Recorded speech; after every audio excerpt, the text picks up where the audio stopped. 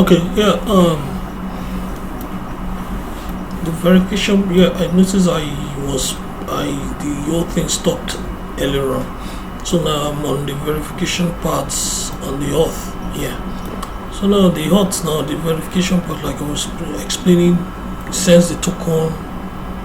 Yeah, either through WhatsApp or Telegram, like I was saying, like I said earlier on, there's the bit of challenge. Yeah, I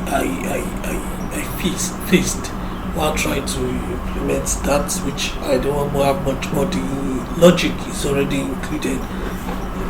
Yeah, that's already been included. Let me see, where's it send. If you can see, this is it. From here it generates.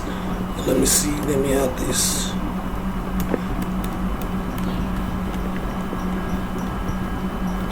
Let's check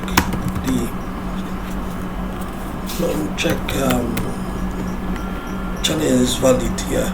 So now this now generates OTP.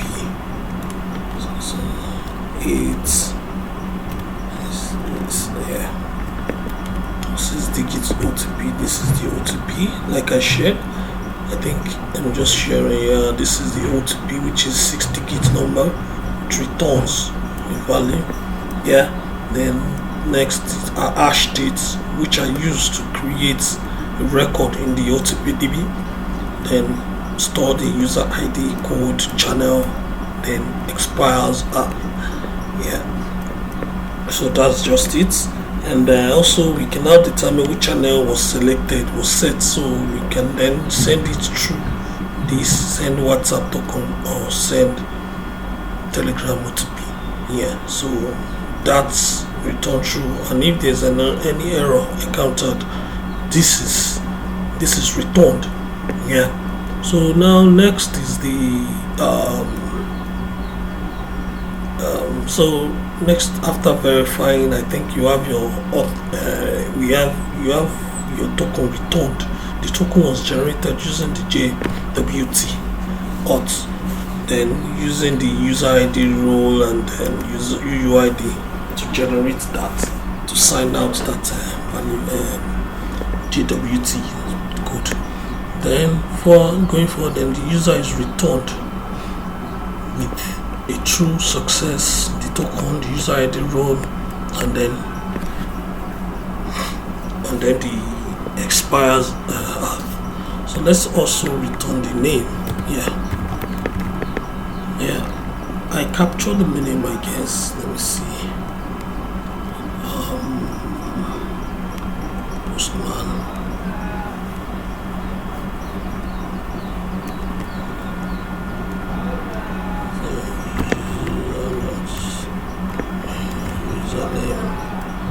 Username.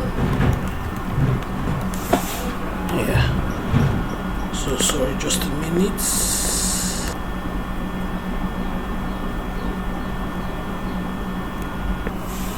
Okay, yeah, I'm back, and sorry. Next thing is then I kind of like created a route. I think, where did I stop? So okay, I think I'm done with this. This is just the flow for the verified OTP. Then the user is sent with this token success UUID, user ID, the username role expires in 90 seconds, 900 seconds rather. So in case none of that was met, return an error, or maybe there's an issue trying to process anything here, it catches the error and returns to user. Depends on the kind of errors. So now let's go to the other one. I also created a route for admin only.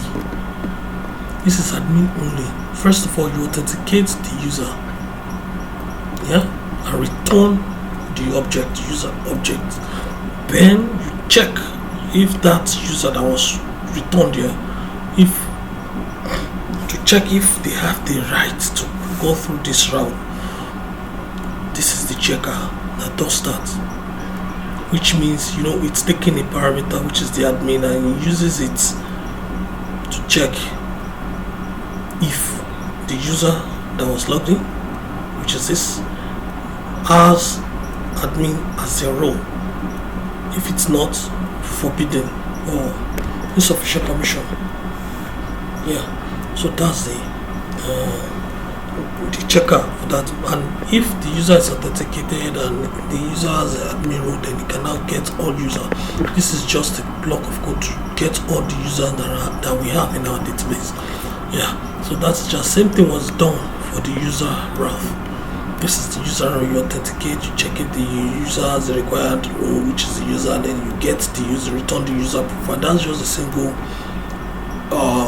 routes I created for each of the protected routes rows rather. Yeah, so now also I have other things. Okay, I have the auth middleware, which we checked to use to authenticate the user for the middleware if the user is actually has an account with us or possibly it exists. And next we check the rate limiter. Did I even implement this? Let me see. I'm supposed to implement it on the route, auth route. Oh, I need to check here. So it's going to be validate first, then I'll do this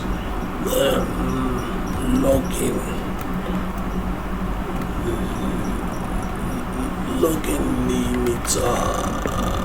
That's what I called it here. So let me import it here.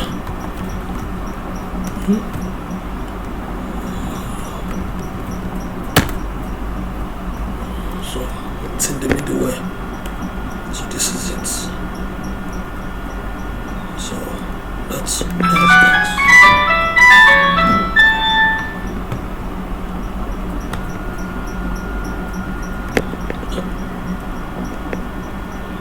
Let me